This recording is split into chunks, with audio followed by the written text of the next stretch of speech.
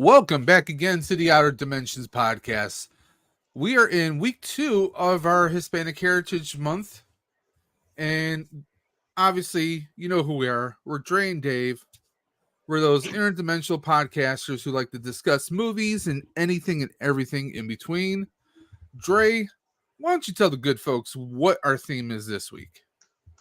Hola, mucho gusto, gente. Es el mes de los gente que están hispanos. What I just said was thank you, everybody. Welcome for coming through. This is the month celebrating Hispanic heritage. Yes, folks, it is a great month. I think it's fun. It's a fun month. I love doing it. And as a teacher, it's one of those things that we had a lot of fun doing in the classroom, but as a content creator, it's even more fun because you get to see what trends, what things work. And this week, we did classics last week.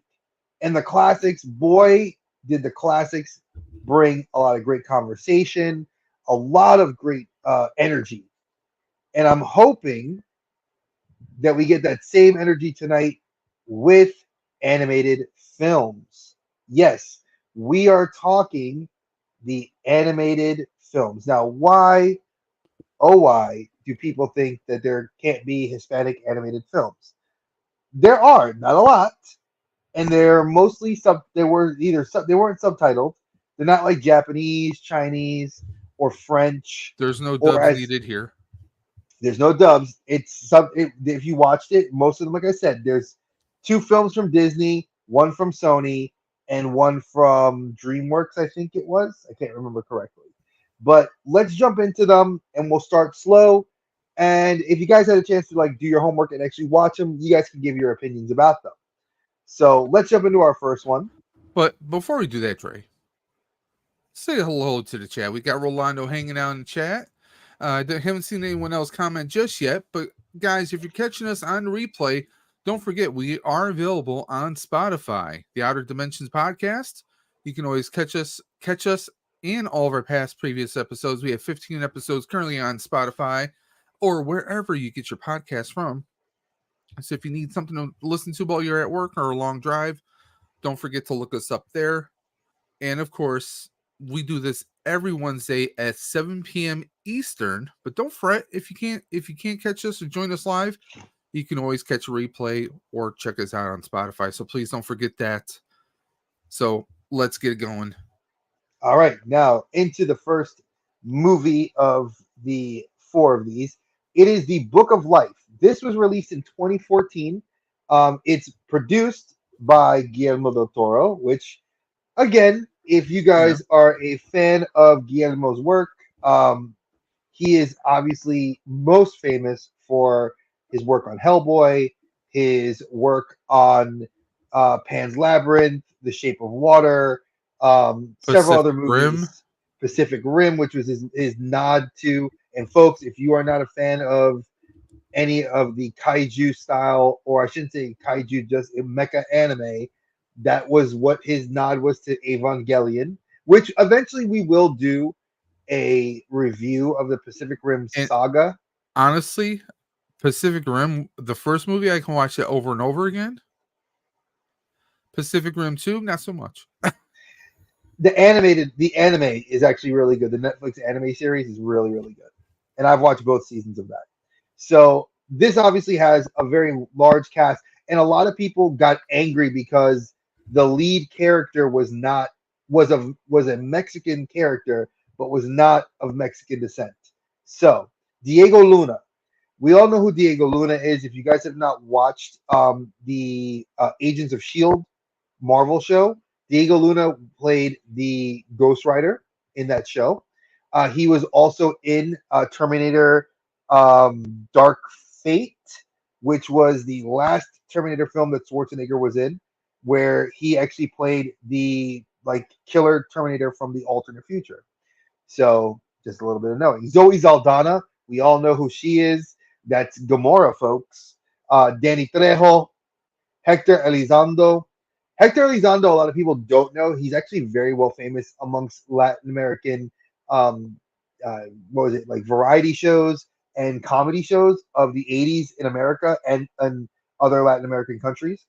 Cheech Marin, Gabriel Iglesias, everybody knows Fluffy, and Channing freaking Tatum, right? Channing Tatum. Like, why would people say Magic Mike? Yeah, he plays the lead character in this movie. So it's a cute story about growing up around the Day of the Dead, and it talks a little bit about it talks a lot about the culture, but it's a lot more focused on the characters. It's a cute film. It did get a Golden Globe nomination for Best Animated Film in 2014. It lost because I think it was a Disney film that won it that year. Obviously, I mean, very rarely, unless it's an anime, does a Disney film not take a Golden Globe home or an Oscar. The budget was $50 million. It brought home $100 million in the box office. It's an hour and 35-minute runtime. My littlest one recently sat and watched it. She was interested, but she wasn't nearly as interested because it doesn't do it didn't have that Disney zing. And I say that because I feel Disney has that touch, the magic. You know, that's their shtick, is the magic. So it gets a beautiful, it did good on IMDb. And again, for all y'all that know, yes, do I go to more than one aggregator site? I go to 7. Yes, we know Rotten Tomatoes is under investigation. Am I going to hold every film accountable to their rating? No. Here's why. Any film prior to 2018, I'm going to hold that is an actual aggregate, that they're actually using statistics to rate it. Any movie after 2018, I will say I'm going to be a little bit more suspicious of the rating and trust more the fan rating than the Rotten Tomatoes. So it says the Book of Life's gorgeous animation is a treat, but it's a pity the story lacks the same level of craft and detail that is thrilling visuals provide. And that is true. I told you it didn't have that Well, that I thing. mean, like you're saying, Disney has that written down. I mean, Disney kind of wrote the recipe. I mean, all the way back when Disney first was Disney. You talk about the magic. Of course, it was the magical world of Disney. They got cartoons down, but I mean, it's not every animation movie is going to be a home run every time. There are some movies that I think became more cult classics than anything else. If we look at animated movies, not just Hispanic, but just animated movies in general.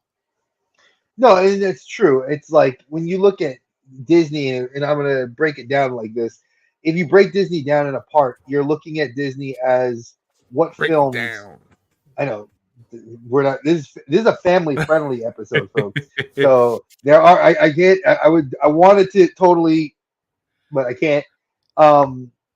There's so many films you can look at that cancel culture has now started attacking films like Aladdin, Lion King, um, The Little Mermaid. All these movies that were childhood classics for Dave and I. That really that enamored you with the world of Disney. You were like sucked into that universe. Like, people didn't like or know Arabic culture, or maybe didn't have an interest, and then they see Aladdin, and suddenly they want to read 1001 Arabian Nights. Uh-huh. People didn't read the Hans Christian Andersen Little Mermaid story and suddenly go read the story. So Disney did create that magic and that interest, and I feel like Book of Life kind of lost out on that. And I know Dave didn't get to watch it, so it's not a big deal. Like, I don't feel like if you didn't watch it, you didn't really miss out, because I think you make out Streaming better with the services. other movies. That's my excuse, people. In case you're wondering, I did catch our other movies, of course. And of course, the other movies are phenomenal. And I think Dave even owns at least one of them on Blu-ray. You own one of those, not the you No? don't. Wow, I'm No. surprised. Maybe for your birthday, Yeah, who knows? Maybe Santa will bless you for your birthday. But so let's take a look at your numbers here. We got I 50 did. I did million the for a numbers. budget. You already did? Yeah, we did the numbers. Okay. It's this is one we could bypass. Like I feel like Okay. it's sad. I don't really want to bypass it. I just think it's a cute movie for what it is, but there wasn't a lot of options for me to I pick mean, out and of. I mean, let me just take a moment because you talked about Diego Luna, how Yes, he was a Ghost Rider. In my book, he's the best portrayal of Ghost Rider we've had in live action, hands and down. And he was supposed to show up. he deserves to have his butt in the MCU. That's all I'm saying. Well, technically, he was. If we count Agents of Shield as part of the MCU, which they do, it That's is. some camps do and some camps don't, unfortunately. That's But true. if I have it my way, then yes, because they did have the dark hold, and he took a version of it into because he can cross dimensions just like Doctor Strange and everybody else. So, And but technically, also in the that other thing that charger, oh you know, you know what was making me mad though, Dave, was yeah, in Agents of Shield. If you followed, I don't know if you saw the Hulu series Hellstrom, which no, was the okay. So Hellstrom was like the Werewolf by Night main character, Elsa Moonblood. okay, That was her and her brother are actually the main characters of that series. okay, I'm gonna have They to check that out. rumored they rumored Ghost Rider showing up in that show because they mentioned his character. They don't mention him by name, but they mentioned they're like, yeah, there's the Rider of Vengeance, and they know he's there. And I was like, Diego Luna was supposed to show up on that show, but because Disney was undergoing a bunch of stuff with Marvel Hmm. and they couldn't get him on that show, it was like that's where we lost the Runaways. That's where we lost Cloak and Dagger, and Cloak and Dagger then went to Freeform, and that's a whole. And if folks, if you guys are That's a whole other episode, guys. yeah, if you guys ever want us to do that, we can do a whole breakdown of like the alternate MCU shows that people have not watched, like Cloak and Dagger, Hellstrom. I wouldn't say Agents of Shield and the Runaways. Those are all shows that are actually very canon to their comics, but are not canon to like Dave said. There's camps that don't consider it canon to Yeah, the MCU. but I mean, Zoe Saldana, she's appeared in a lot of different movies that really weren't blockbusters, but they're really good, enjoyable movies. Um, one movie that comes to mind is The Losers. Uh, that was actually a comic book based movie, but Great movie. Chris Evans. You had I mean, Negan, Captain America, Gamora, yep. all in the same movie. How could you go wrong? And of course, the bad guy. You remember the bad guy from Lost Boys? He played David. I forgot. Oh yeah, it's a or not David. He played the one brother. I can't think of his name, but anyway, that's a highly underrated movie. I would love to do a review on that sometime in the future because it basically it's like the comic book version of A Team is the best way to put it. A Team, but cooler and hipper. That's all I'm going to say. So you want to snap on to the next one, right? Yeah, let's jump on to the next one. Okay, next. Whoa, whoa, whoa! I went back Oh, we too far. passed. Yeah. All right. So Coco. Before we get into this, either I'm getting old and more sensitive. A couple of these movies made my eyes water. This one does. I cry Um, every time I watch it. this one, I mean, I will say this before Dre gets into the cast and the numbers, all the aggregators, all the metrics. This was a movie that like I didn't watch this until today. I watched it actually today at work. But everything surprised me. Of course it's Disney and Pixar, so the animation is that smooth. Everything's very, very, very artistic. I love how they show, the spirit world versus the human world, and I love the mythos that as a non-Hispanic is being presented to me. it really, I think, because I mean, I knew of Day of the Dead because grade school, I took Spanish for 8 years.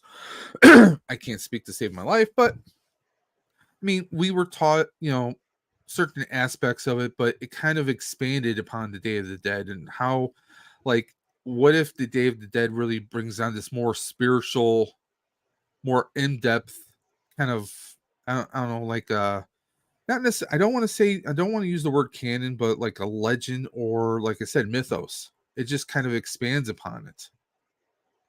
And it really shows the importance of remembering those who aren't here anymore. Mhm. And it just, It's the music was fantastic. The story even has a few twists in here.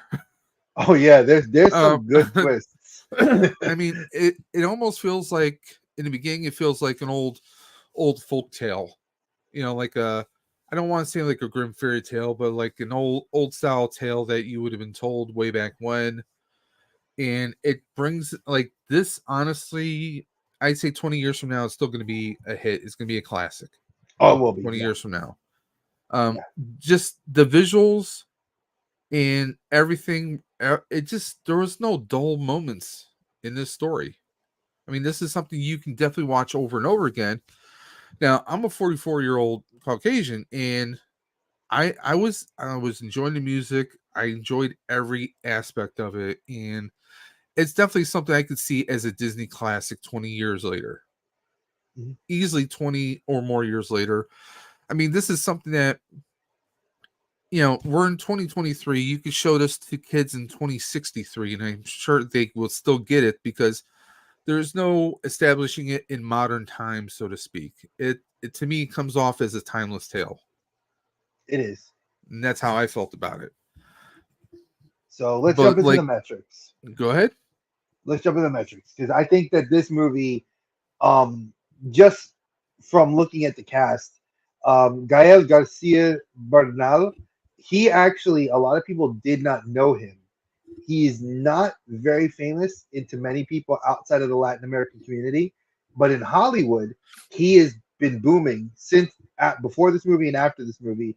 Actually, he just put out a film that was filmed in Latin America called Cassandro, and the movie is actually about the first openly gay lucha libre star, because Okay. in lucha libre there it's a very masculine driven culture, and there is a female side to lucha libre, and there's actually the comedic side to lucha libre, but it's still a very, the mindset was not to allow like openly gay men or openly Sure. gay women to be in lucha libre. So he's in that, and we're not going to review that movie now because it's we are still on strike with our brothers and sisters, so we're not going to review it. But maybe next year, when the strike's hopefully over, we'll come Hmm. back and review that film.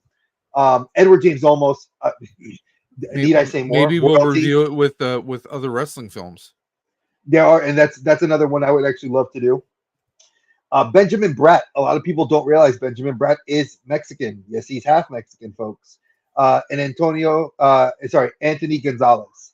Now, the story behind this film, like Dave said, it's pitted as, young boy does not want to follow in the parents' footsteps. His family owns a cobbling. And for those of you that don't know what a cobbler is a person that makes shoes.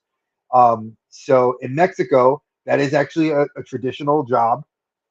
It was a job in Latin America to make Hmm. shoes, and they made shoes out of everything. Same in Africa. If you could find a tire, you would make shoes out of it. Well, And I mean, that's what they were doing.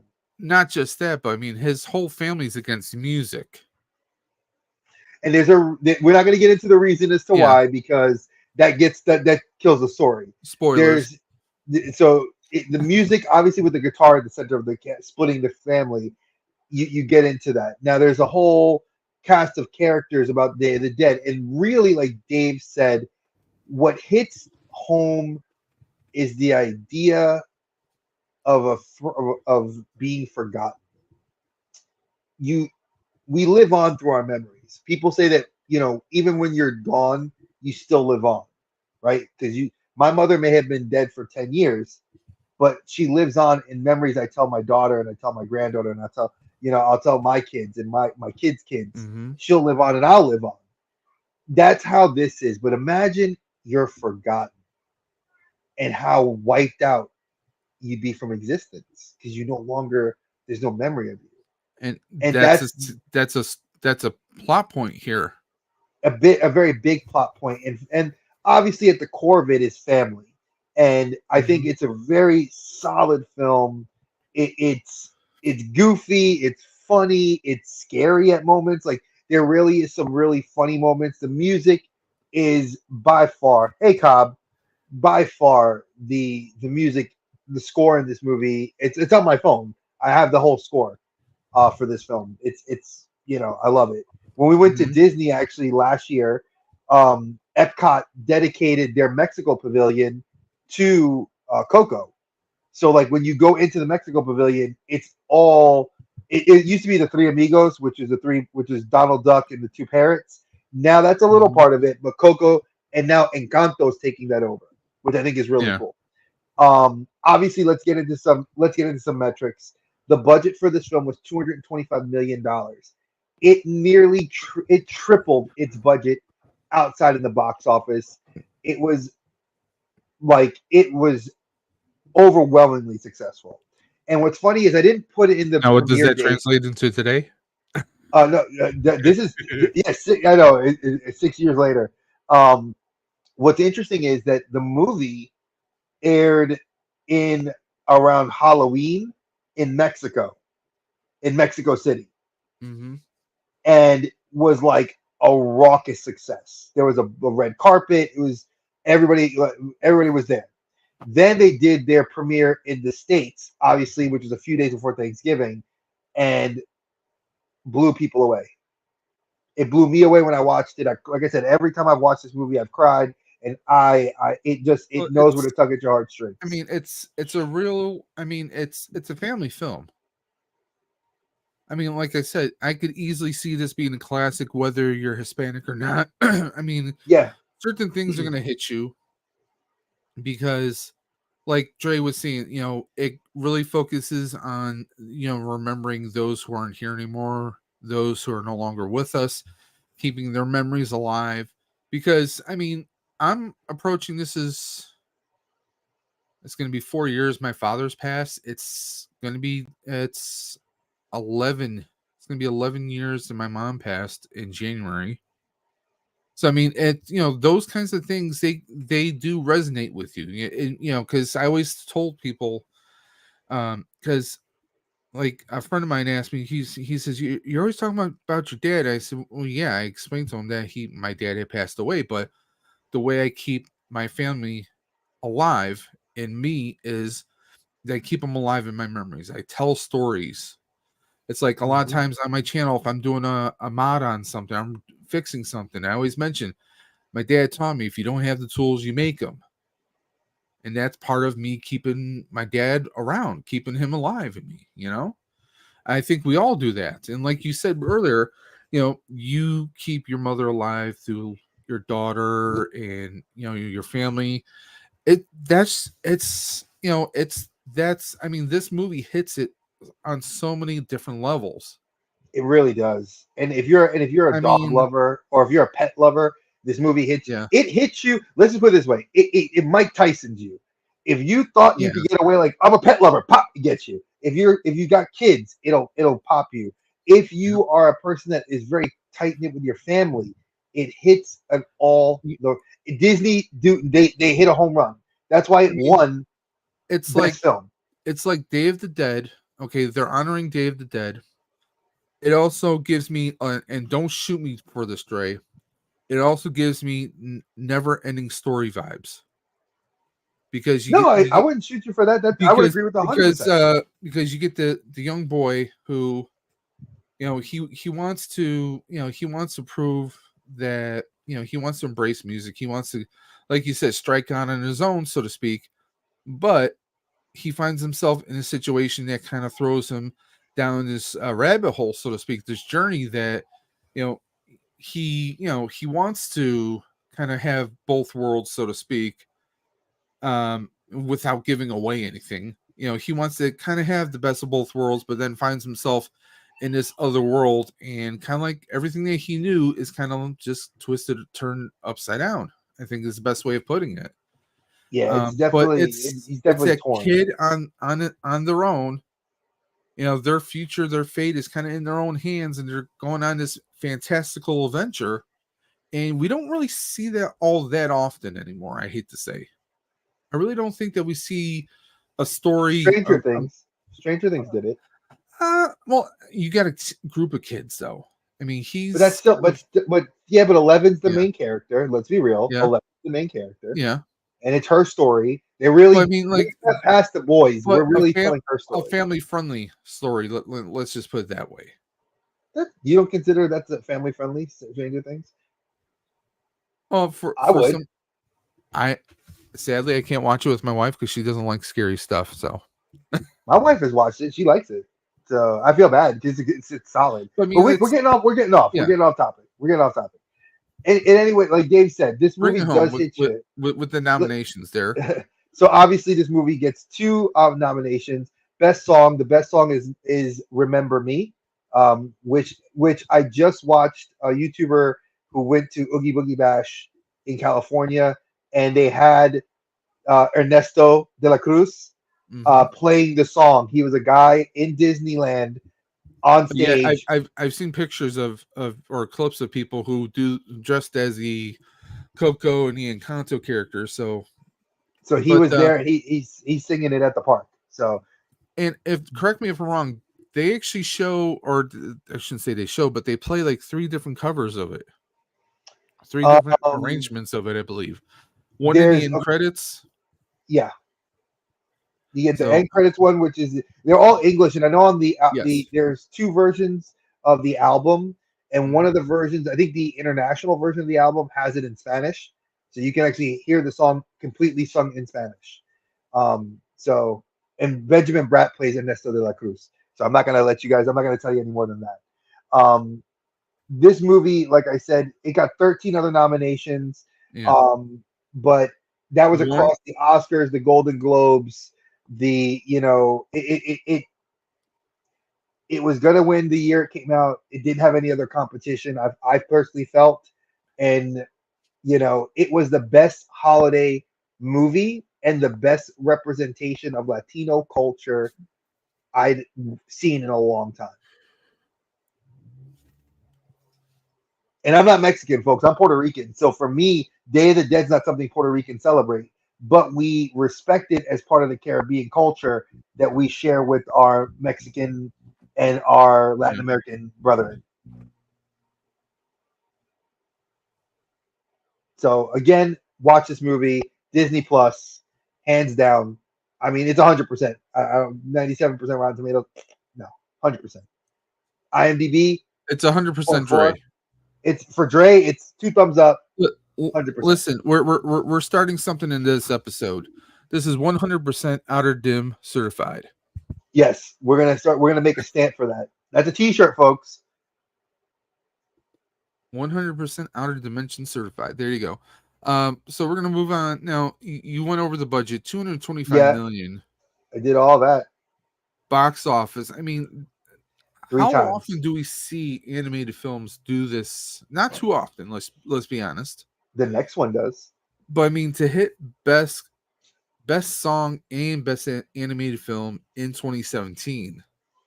I mean, yeah, in the 90s we saw stuff like this with the like Pocahontas and a few other films. You know, Mulan, Pocahontas, yeah. Little Mermaid, But I mean, Aladdin, I Beauty and the mean, it's Beast. been far and few since a Disney movie kind of picked those up. So it's almost like harking the an era of kind of like coming back to the musicals and coming out with original stories instead of these live action reboots. And I'm not going to bring anything up anymore. Wait, just before we get into that, Disney does do something that's very cool, which I love the Imagineers. If you Mhm. don't know what an Imagineer is, folks, I'm a bit of a Disney file. The Imagineers are people that they research the actual like history. Moana, they actually sent people to the South Pacific and to Hawaii and to, you know, Tonga and into Samoa to learn the culture, to learn the language, to learn about the people. And it's not like they go there for like 6 months, they go there for like 4 years. So these movies have a very rich, deep culture, history behind them to give to us fans so we can digest it. Because Disney, one of Walt's visions was to share culture across the world. And if you can do it, what better way through film, you know, and music. And you Well, get that. they want to convey that authenticity. And they do. And that's why this cast is all Hispanic. You know, like they did with the Princess and the Frog. Most of the cast in the Princess and the Frog is all African American. So are you You saying know, Channing Tatum couldn't have been in this movie? He could have been the dog. he could have been. Well, Alan Tudyk probably could have been in this movie too because he's in everything. Yeah, but he's hilarious and he can do a lot of the different voices. And So I love him. Yeah, because he's hey hey. He's not Polynesian, but he was hey hey and Pua. he's also been So a few droids before too. So that's true. And he's not a and an droid. alien. So obviously this one, let Dave scroll too fast. There we go. This one is my absolute all-time personal favorite movie. And Shocker. I know, go figure that on my desk sits a little And one. this was just a year after Coco. So yes, this movie obviously, I'm gonna give it to Avi Arad and Amy Pascal. They're the producers of this film, and they're the Yep. ones that actually did Across the Spider Verse as well. This film was something most fans had been waiting for since the Ultimates universe first debuted a Miles Morales alternate Spider Man to us. And Yes. then when we found out we were getting it, and this movie took 2+ years to make, I can't tell you how amazing it was that I even got to be in the same room as Shamiak Moore because he was at GalaxyCon this year. Mm-hmm. So he was there, and so was Yuri, who is the voice of Spider-Man from the video game for PlayStation. But obviously, this movie is hands down, hands down, the best Spider-Man movie Well, I mean, we have look at the had. cast right there. You get Shamik Moore, Haley Steinfeld. Who knows? Maybe the future Mrs. Josh Allen.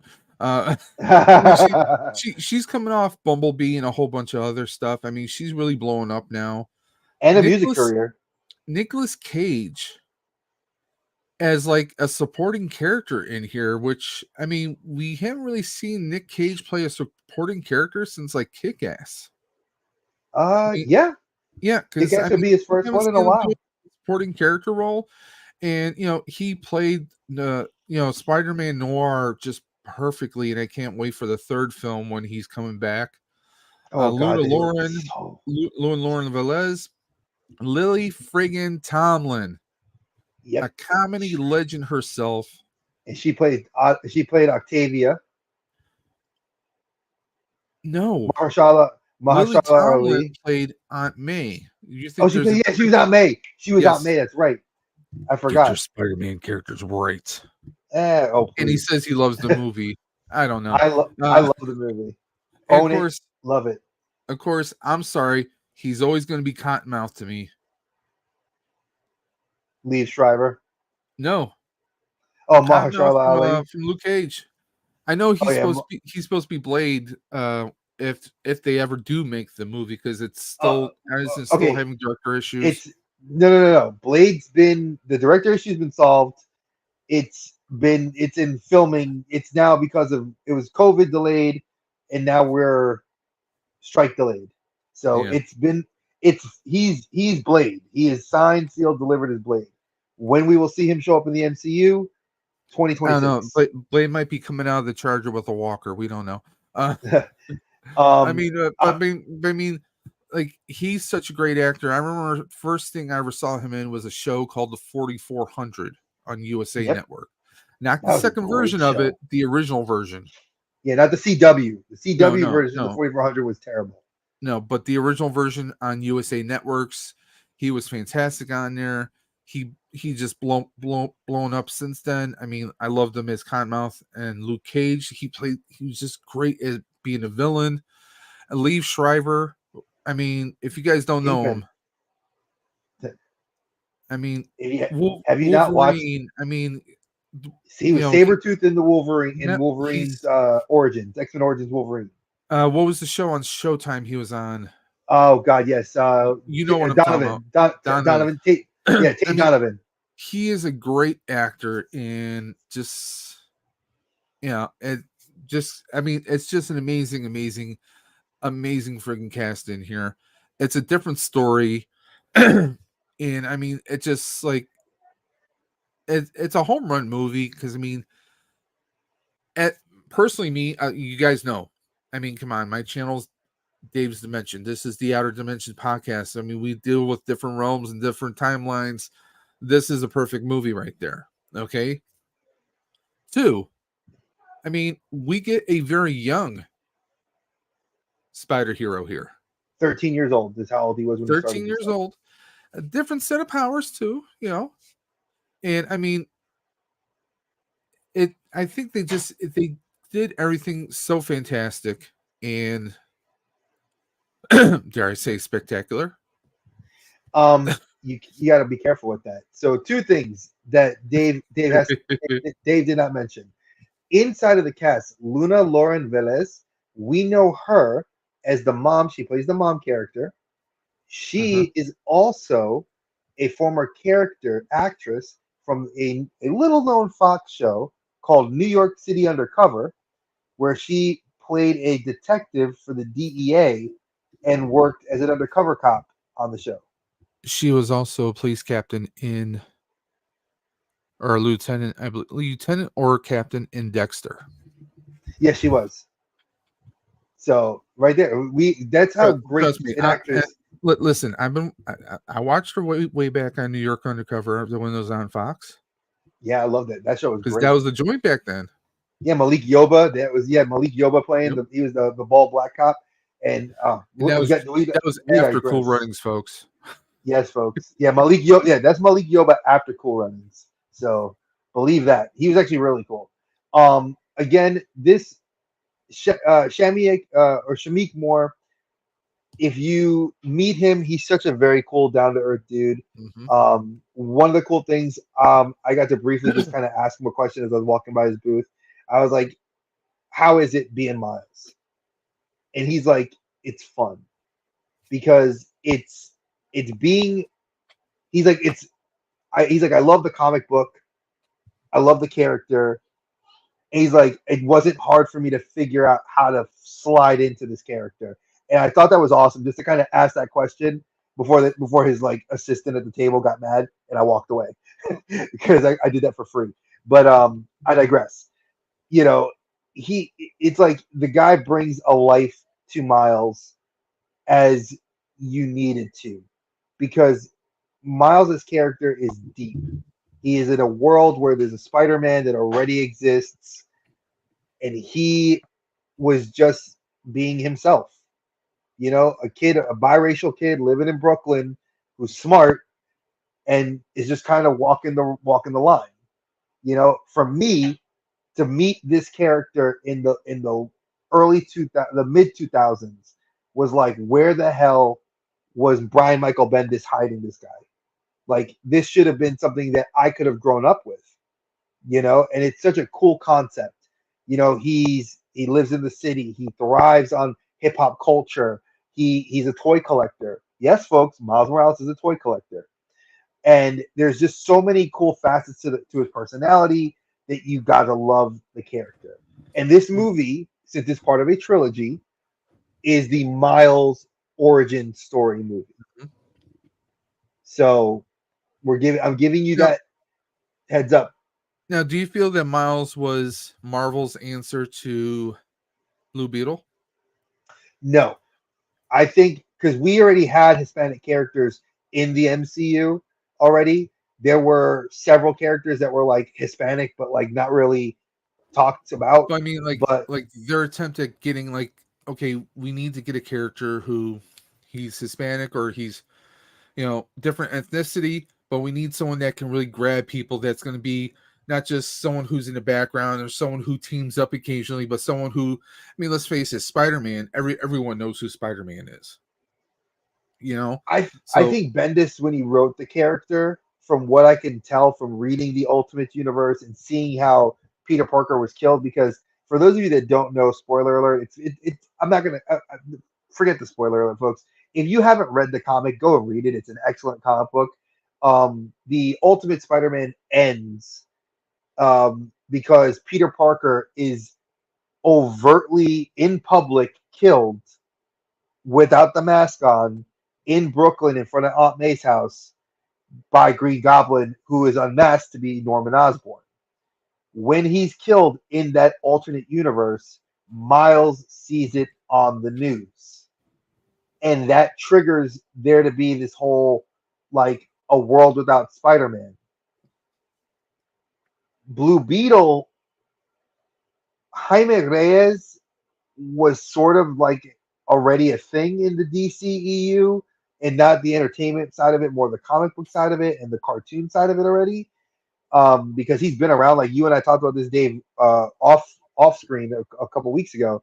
That we Blue Beetle, I think, he's been around for at least 12 years, 13 years, because he was on Justice League Unlimited. He was in Justice League.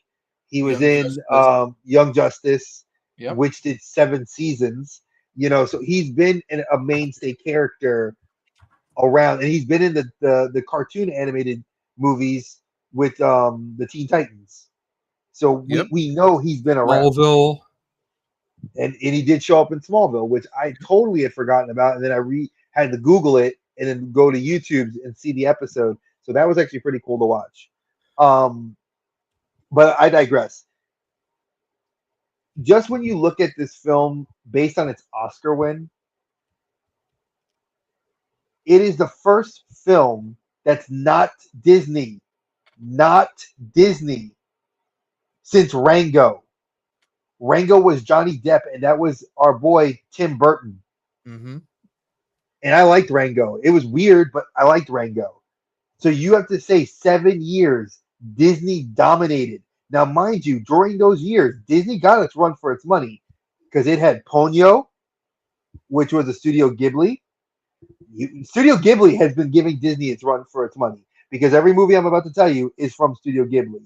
Howl's Moving Castle, Princess Mononoke, what was it? Spirited Away. All got nominated for Best Film, but did not win because a Disney film I think it was Brave, Up. Oh crap! It was Brave, Up, and like I don't think I've heard of Oh Crap. yeah. Oh crap was one of those like under the cover ones before Disney Plus came around. But for those of you that might remember the other movies that came in its place, those were Studio Ghibli had some major home run hitters that were Golden Globe winners, but not contenders for an Oscar.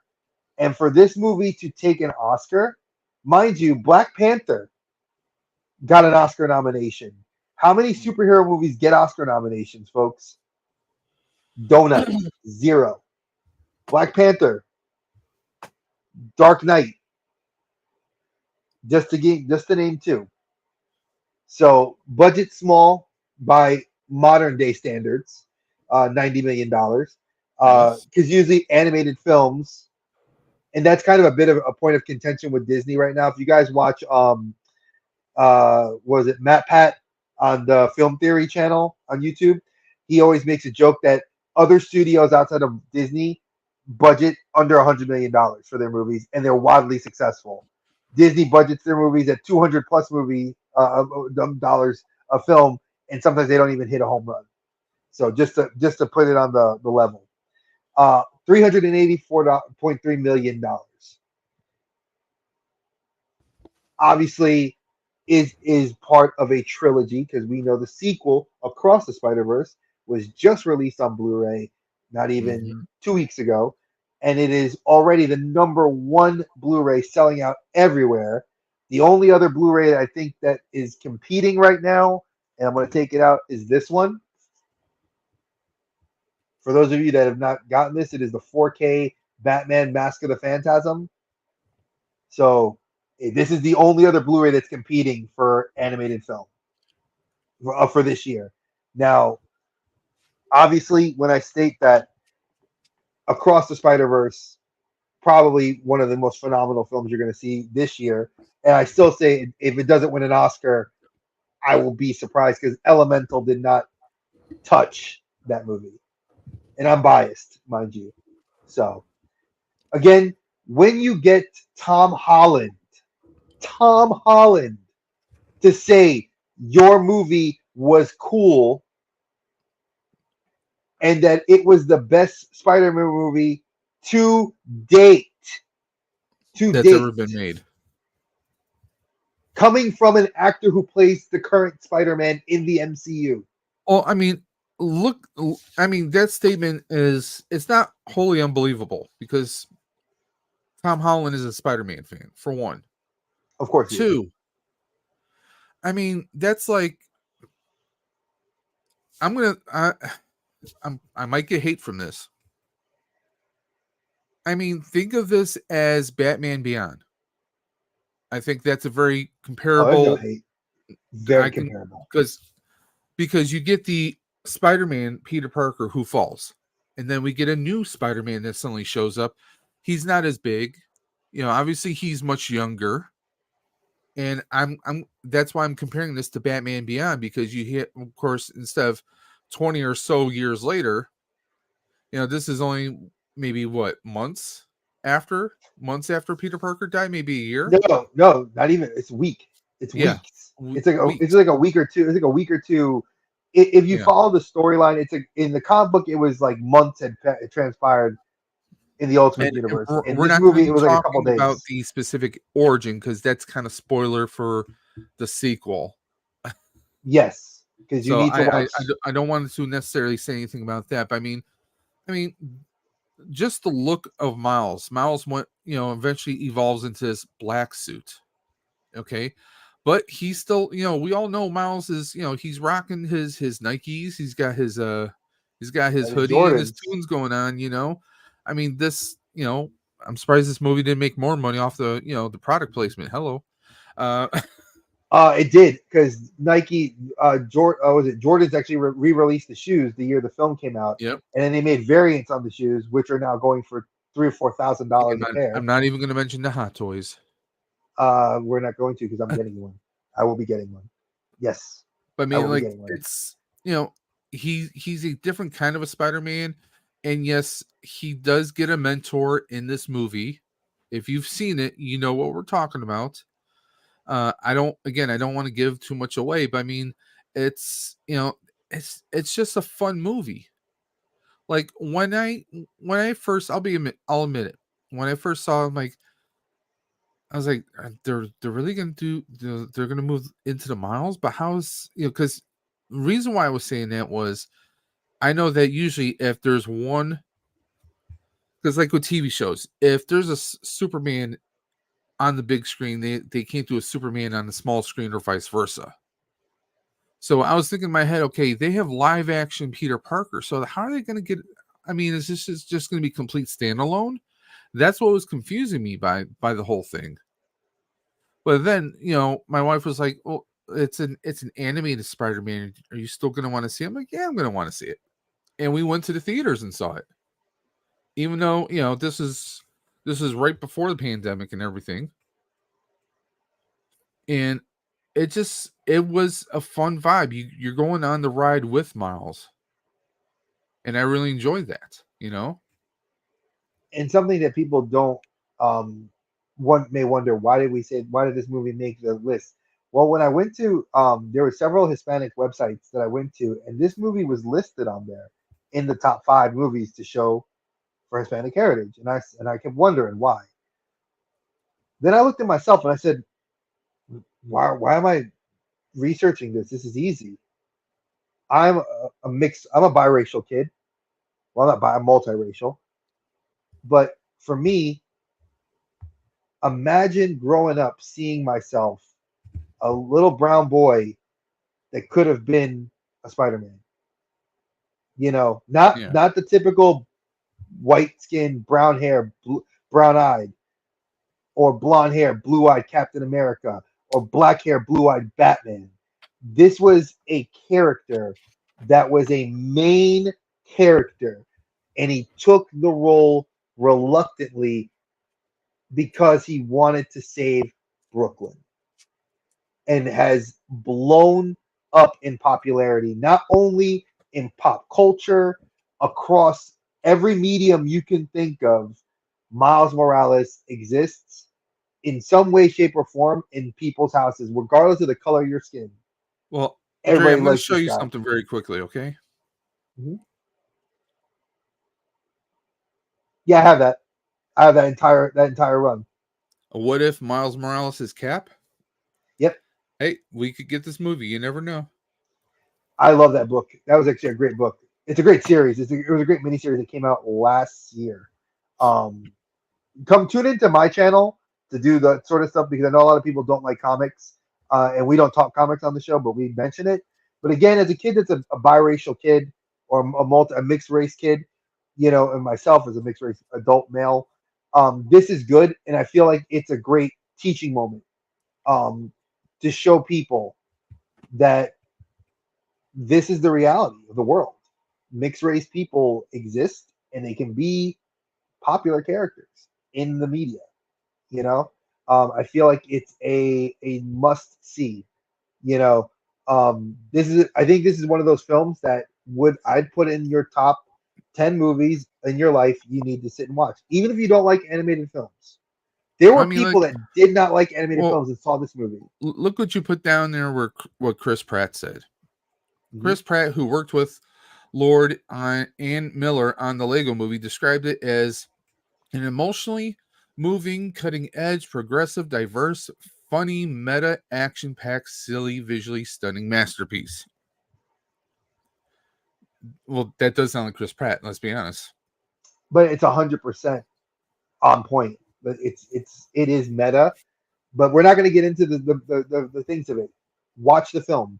If you haven't, folks, if you don't own the first one, Target selling and Best Buy selling and Walmart selling the dual And DVDs in for digital 30 copies, bucks. VUDU is doing bundles with the two movies as well. So you can pay, I think it's like $25, and you get both the first Into the Spider-Verse and Across the Spider-Verse for like 30 bucks. Not a bad thing if you don't own the films on Blu-ray, which I think you should. They're a great addition to your library. I am going to go off script here, Dave. There was something I read today that is, I know I'm going to go a little off script, and I want to look at the time just to make sure if I go off script. All right, so I'm going to go slightly off script for a little bit. Um, Blue Beetle just got released onto digital, and I think it's going to be on Max this weekend. If it's not already on Max, it should be on Max this week. Um, and several people hated the film. I was in a couple of people commented on my personal Facebook and on my Instagram, and they were extremely like, the movie's terrible, the movie's terrible. I gave it a strong review, and I said it from the stance of a Hispanic male who loved seeing the character develop and get a physical on-screen presence.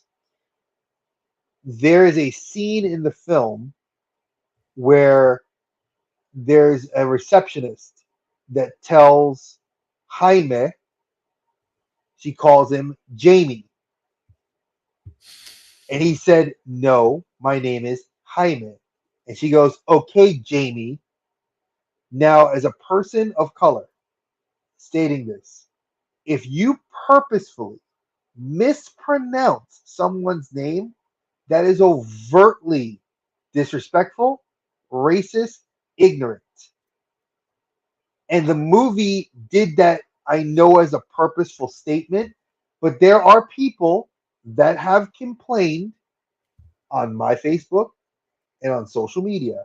And As they should.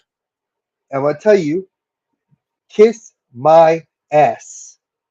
If you don't have a name that can be pronounced and you weren't a person of color and they mispronounce your name, if your name is Michael and they called you Michelle, you'd be pretty pissed off too. Unless you're And that they did, bratty kid from Hancock, but that's another story. but you understand what I'm saying. I Yeah. felt like I needed to make that comment, folks, So because it really did piss me off. so here you can get both movies for $29.99 digital copy. Now, if you don't like digital and you actually like physical media, Best Buy does have the Yep. box set. It's the Blu-ray box set. It's I think $34.99. That's if you want the steel case, and you get both films in there. Now let's cover the last film, which obviously Dave saw that, and I know Dave. Who don't we talk about? We don't talk about Bruno. No, no, no. I will Love say this this: film. the music was. You might throw some hate. I like the music in this a little bit more than Coco. I think it's because it's more up to beat. Up, it's more current to our time. Well, the music was a little bit more narrative in here than with Coco, because Coco is more like, oh, he's getting the guitar, he's playing the song, he's trying to perform. This is like, it felt more traditional Disney as far as like Yes, musical storytelling, it felt more like and a Frozen than it did like the Country Bears Jamboree. I mean, I'll be honest, I resonated with this story. Okay. Really, I So want to hear this. I'm okay, interested. yeah, You got me well, interested. okay, I resonated with our heroine here, our lead. Ah, she's Um, such a cool character. I resonated with her because, not trying to get emotional or anything, but when I grew up, I was kind of like the person nobody paid attention to, the person who a lot of people didn't think would go and do things or could do things, you know, and she's kind of viewed as, because those that haven't seen this, long story short, this is a magical family. They get to a certain age and they get to choose, they get to approach a door, and this magical house will bless that person with an ability, a power, so to speak. We're not talking Superman, but we're talking like, if someone had the ability to heal with cooking, or to, you know, their mood could actually determine the weather outside, so to speak. Different things like that. They could hear And people's conversations. yeah, yeah. But our lead heroine, at her, when she gets to that certain age, the door vanishes on her, and she's not blessed with an ability. So, she's kind of the odd duck in the family. So I resonated highly with that. And it definitely hits at a point like, I'm sure all of us have felt at some point in our time, you know, am I good enough am I good enough? Should I even be a part of this family? Do I even belong here? That kind of a thing really resonated with me, I resonate with Bruno. I'm more of and the Bruno character in my family. let's I'm gonna jump on Dre here, and this is November 24th, 2021. We're kind of pandemic time. Was it around 2021? This is November Yeah, 24th, 2021. So yeah, you're talking this was not the height of the pandemic, but the beginning. but it was no, this is Yeah. the pandemic. It was this was the towards the end of where movies Okay. people were starting to trickle into theaters, but this did Okay. premiere Yeah. on Disney Plus first, then it did in theaters. You get, let's take a look at the cast. You get Stephanie, Beatriz, if I'm saying that Yeah, correctly. she's Brooklyn Nine-Nine. I mean, like, I'm listening to voices. I'm like, wait a minute, that's John freaking Leguizamo there. I'm like, oh, and I'm That's like, Bruno. I was picking up on Wilmer Valderrama. We had a lot, a lot of pretty well known voices in here, and the music was on point. Again, you have this large family dynamic. Everyone's got their own way of doing things, and you got people heading, butting heads, and it felt like a really relatable family. But also, they had like real issues, like the one, they're not paying attention to the one daughter. because she doesn't have a gift, and they kind of like look at her like an odd duck, and it's it's just a really fun, and I mean it's very colorful, and I don't just mean that culture wise. I mean the art department on here. I mean people's features. Um, and don't Well, there's a lot. Go ahead. I want to go into the culture because I know and the background of where the film takes and place. don't hate me, but lead girl, she's a bit of a cutie, so that's all I'm gonna say. So Mirabelle, the character Dave obviously identifies the most with is Mirabelle. The casita, which is what they call the house, Yes. that's their ancestral, what we would call an ancestral home, or in Latin American culture, it would be a hacienda. This casita that they live in is their family home that has the magical powers because it is believed that within the home the family has this magic that they cultivate. Now, people were wondering, does this take place in Mexico? Does this take place in Ecuador? Does this take place in El Salvador or Peru? The capybara, which is the little the toucans are sitting on, capybaras are indigenous to South America, but they're also indigenous to North America through Mexico. So many people felt that this film kind of straddles that line of Latin America, and it could be it could kind of fit in that mold. And as colorful as the film is, it's more probably the Yucatan Peninsula. We're thinking more Atlantic Ocean side than we are thinking Pacific Ocean. Just for you guys that are interested in knowing those little tidbits. Um, Obviously, like I said, I identify as Bruno because my family doesn't like to talk about Bruno because Dre's that black sheep. I'm like the one that'll tell you like it is, and Bruno's a little bit off his rocker. I'm a little off my rocker. It kind of works. Why the score is so prominent for those of you that have been hiding under a freaking under a rock. Lin Manuel Miranda, if you don't know that name, you did not see Hamilton, you've Nope. not seen In the Heights. Hell, you didn't even watch Sesame Street for about the last 10 years because Lin Manuel has written several songs, has done several albums, has collaborated with Latin artists all I over the mean globe. he worked his way up because he did like little bit parts in TV commercials and TV Mhm. shows for years. Actually, he came into lots of strong prominence inside of the Hollywood scene when Puerto Rico suffered when we had those major hurricanes Hmm. that took out the island, and when FEMA wasn't coming in, he wrote a song with Hector Elizondo, God, Gloria Estefan, several Latin American artists here and from Cuba, from everywhere, and And he if you brought them mofos out. don't know who Gloria Stefan is, Google her.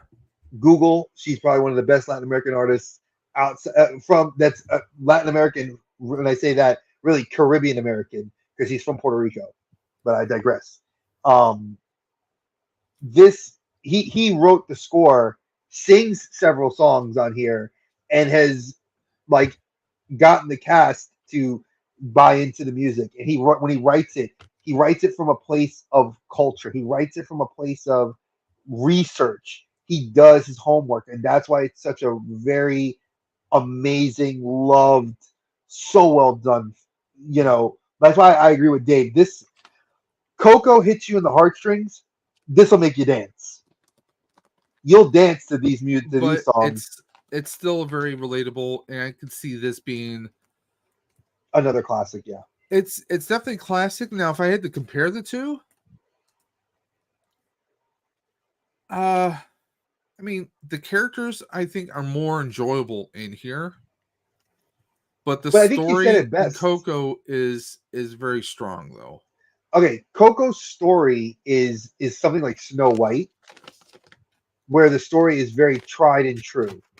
Here, I Yes. think like the fact that you say that Mirabelle relates to you Yeah. and you like can I identify with her. That to me says a lot because I identify with Bruno, and I even have a shirt that says "We don't talk about Bruno." I wore that at Disney. I love that shirt. But And it's for those listening on Spotify, If they're just listening to the podcast, you don't see what we actually look like. I'm a 44-year-old white Caucasian who's an Irish Pollock, but I'm relating to this story. Okay, anybody can relate to this story. Exactly, and that's the beauty part of Dre Disney. has When I no was, hair, but he can relate to this. yeah, Bruno got that mop of hair on his head, and then the rats. I hate rats, but he. I'm not going to go into the story, folks. This is by far another one of those. The Outer Dim, 100% certified. It's you fall in love with the family, and the family's dysfunctional, and we all know that families are extremely dysfunctional. And I think my wife and I said it. We're functionally dysfunctional. We're like that's how families work. And I think this film does a great job of painting that picture, getting you to feel for the characters. Once the characters even lose their magical abilities, how they have to react to being normal. It is such a great film.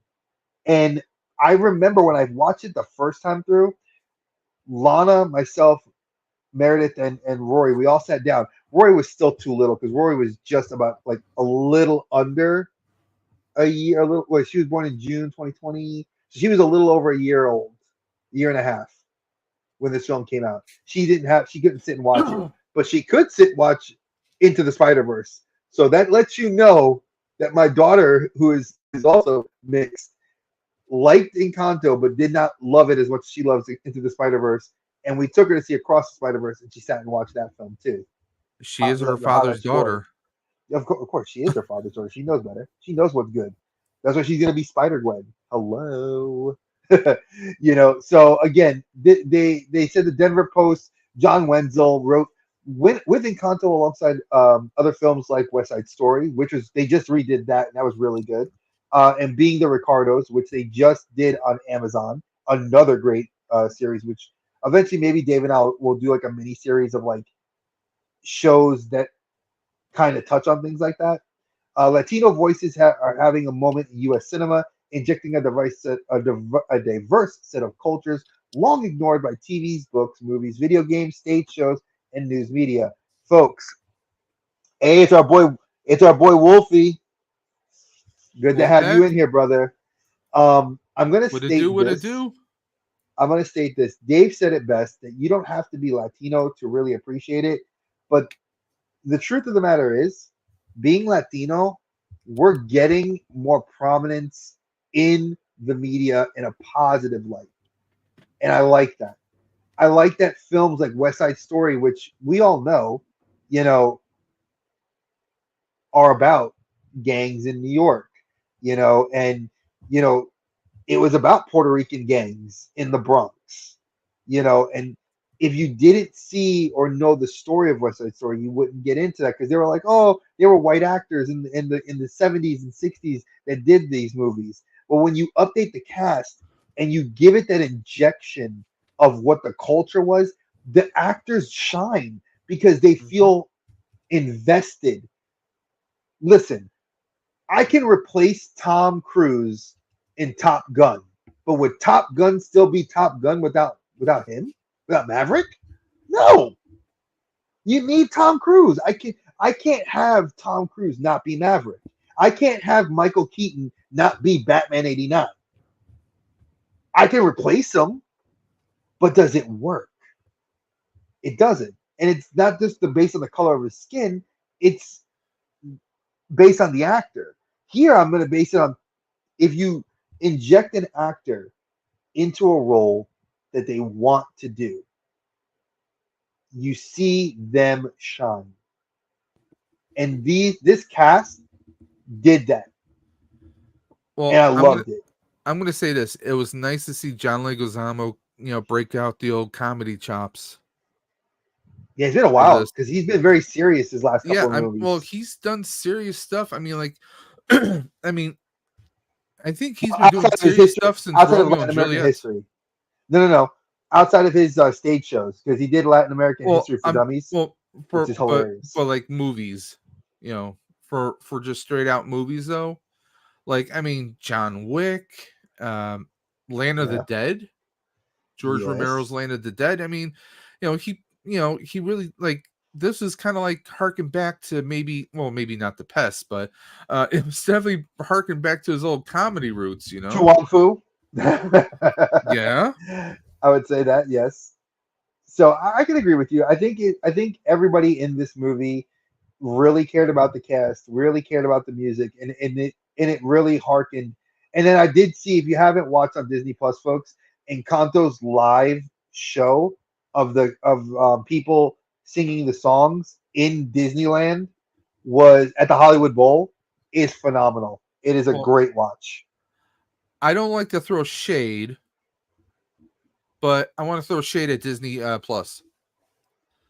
As much as they like to categorize their content, comic books, Spider-Man, action, Marvel, Star Wars, they did not have a section, they did not have a category for Hispanic content or Hispanic heritage at all.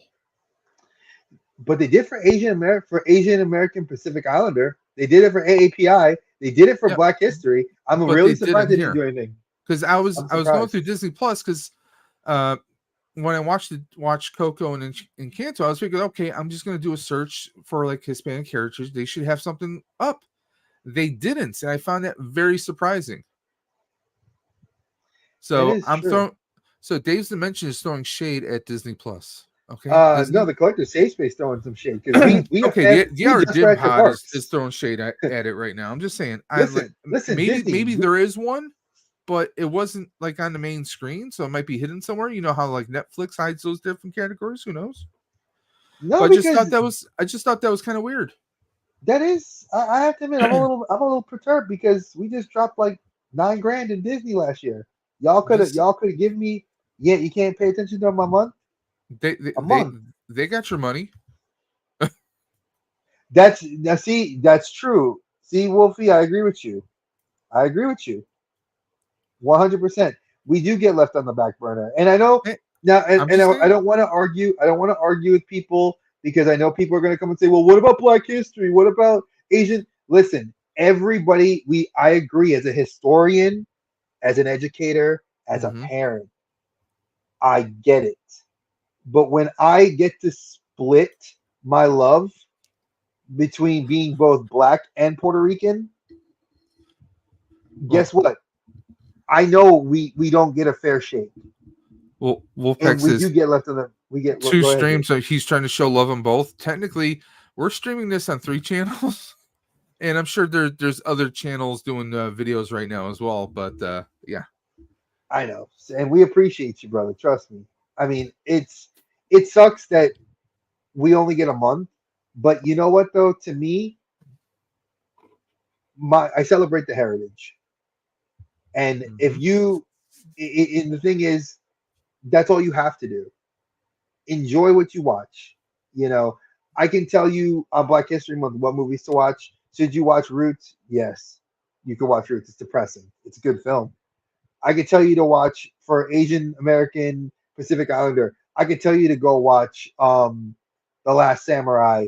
I could tell you to go watch Memoirs of a Geisha. I You mean, know, Last Samurai is good, although your main character is Tom Cruise. yeah, But he that's why I does said embrace the Memoirs of a culture Geisha. though. That's why I said Memoirs of a Geisha. Yeah. You know, which is a great film and a great book. Um, but the thing is, a lot of people are starting to now realize that there's a macrocosm out there and are starting to get exposed to those things. And if our podcast listeners and our podcast watchers can really get into it, if we're shouting, listen, I'm not going to brag, but I'm going to brag on us. If Brag. we can do one thing that can change a person's point of view in a positive way, we did it right. And we've done it. Dave and I have proven it. This community's proven it. Hmm. You know, if I can expose somebody to saying, hey, I didn't look at that movie this way, let me rewatch it, you'd be surprised. You would be surprised. So I want to end this segment on this one. Obviously, these Hmm. animated films are fantastic films.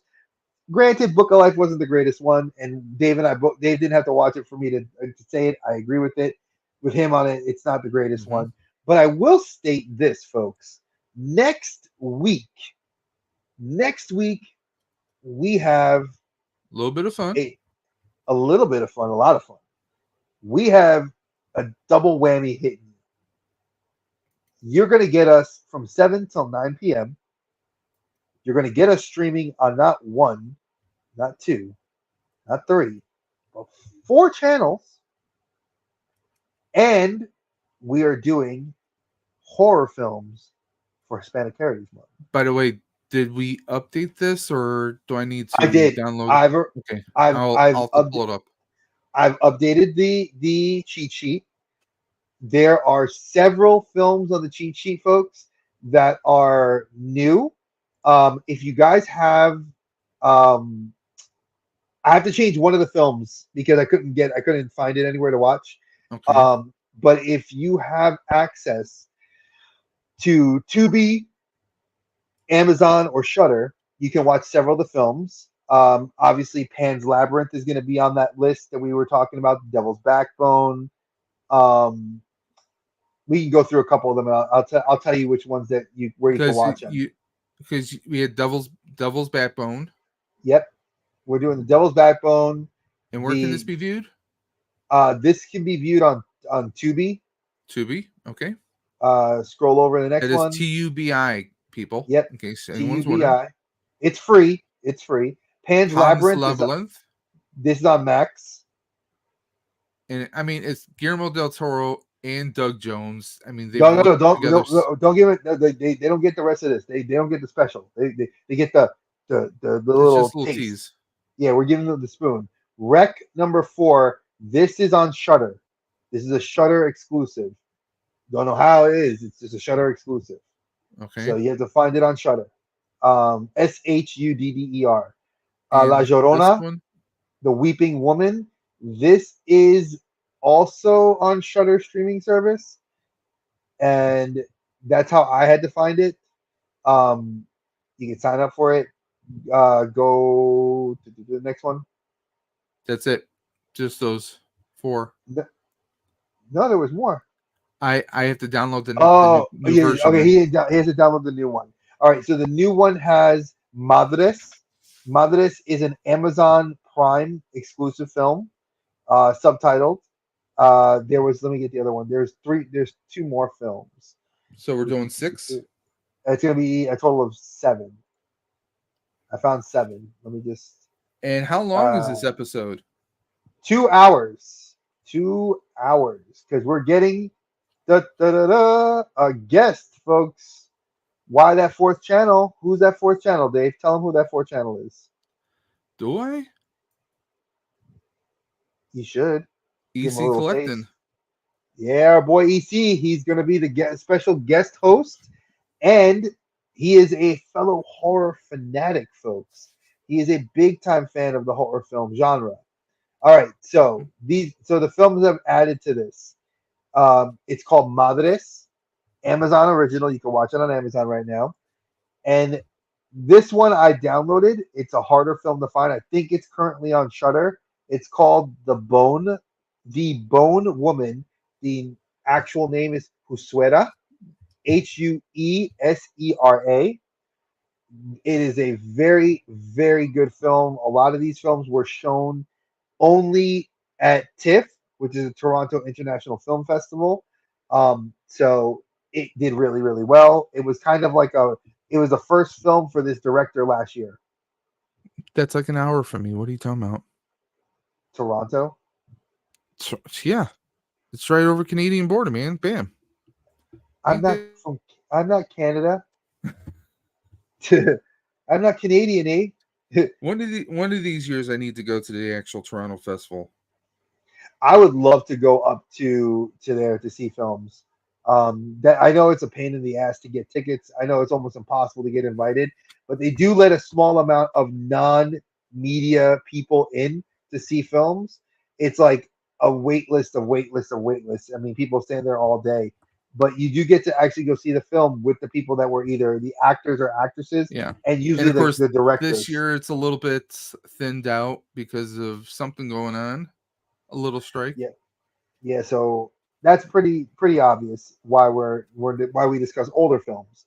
And if you guys have seen Nerd Affiliated has very much said he's doing the same thing we're doing. We are teaming with them. We are not discussing anything really new. Um, And that's gonna because be, that's gonna but be interesting because there's a small little Comic Con appearing in New York City next month, and that's gonna be interesting to see who's gonna be there and what they actually are gonna be doing. Apparently, they're still planning on doing panels and other stuff there, but that would be interesting to see how that works out. yeah, because they usually give a bunch of trailers are always shown, and they do drop a lot of release information. But since they just dropped the trailer for Percy Jackson yesterday, and Mm-hmm. Percy Jackson just got what was it? Um, they just put the release date up for Percy Jackson, and that's on the 20th of December. So we're not seeing a lot of things hit as I easy as they mean, are. So I'm hoping for a certain trailer to drop personally next month. Ghostbusters. Ghostbusters Firehouse. I mean, it's coming out in March. I would like to. I would like to have at least a teaser or something drop. Doesn't even have to be a full blown trailer. It could just be a little teaser to whet the appetite. That's all I'm asking for. So, Dave, you always ask me what I have coming up. What do you have? We're gonna start with you. What do you have coming? Do you have any other projects you got doing going on this week? Well, I'm actually in the middle of doing some modifications to some of my equipment here, and I'm actually recording some of that. Nice. But that probably won't be coming out for another week or so. Because I have to sort through all the videos and do a bunch of editing. I did get some GI Joes this week, and I need to do some unboxes, but I have to do that within the next 2 days because I'm going to be in Ohio over the weekend, so I'm not going to be really able to do much. So, but yeah, I'm hoping to get something out, a video or two out, some for the weekend or for next week. So we'll see. I know I've been a little laxed on that lately, but been kind of busy with everything. All right. That's still not bad. That's not bad. Yeah. Um, And of course, next week, Wednesday,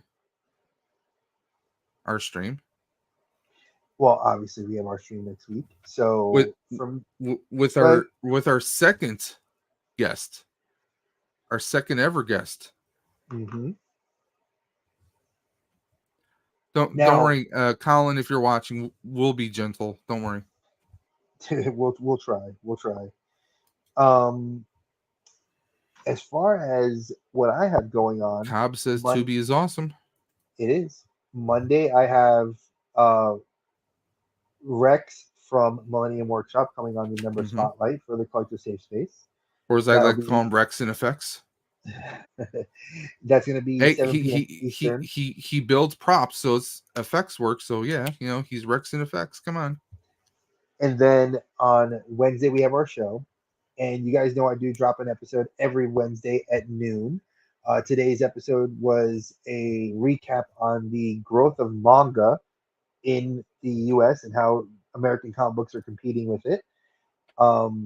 It didn't get a lot of views, but I don't expect it's more of an informational kind of video than it is a like fun kind of hee hee ha ha video. So to each their own. It's an interesting video to watch. Um, and that's kind of where we're at. Like tune in next week. It's a big long episode, 2 hours. It's going to be a lot of fun, and I'm looking forward to it. I know Dave is. I know Colin is, and Yeah, it's gonna be. we're gonna leave you with Yeah, that. we're saying 2 hours, but you guys know us. No, I it's gonna mean, be 2 hours because my wife's gonna yell at me, this was an hour and a half for and I four already get yelled at. films. So if we're I doing already get, six, well, and I mean, you're always getting yelled at. but she loves me, so I'll just take. I think she's tired. It's been a And long day for her. she's just waiting for that life insurance to kick in. It's already once progressive. That's funny. Working for the insurance company. So again, Hey, folks, it's your boy. You know who we are. We're not gonna even tell you. It's your boy Dre. It's your boy Dave. We're good. We love you guys. Watch your heads on the way out of the portal, guys. And we'll see you next week with our guest, Colin, EC Yep. Collecting. So catch you on the flip side, guys. Take care. And don't forget to check us on Spotify and wherever you get your podcast from. And the Outer Dim Pod on Twitter, aka the X. Until they start You- charging us, and we're gonna quit. Yeah, then we're gonna vanish. We're dropping off that. Instagram at the Outer Dimensions Podcast. You can also email us at the Outer Dimensions Podcast at gmail.com. So until next time, guys, catch you on the flip side. Peace.